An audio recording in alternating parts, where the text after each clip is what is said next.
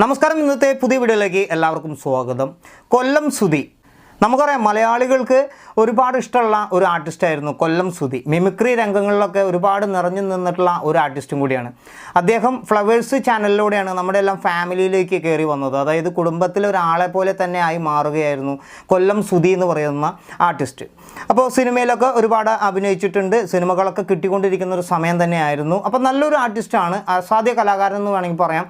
അപ്പോൾ കിട്ടുന്ന റോളുകളൊക്കെ നല്ല രീതിയിൽ പെർഫോമൻസ് ചെയ്ത് സിനിമയിലൊക്കെ നമ്മൾ ഒരുപാട് ചിരിപ്പിച്ചിട്ടുള്ള ഒരു ആർട്ടിസ്റ്റും കൂടിയാണ് കൊല്ലം സുധി.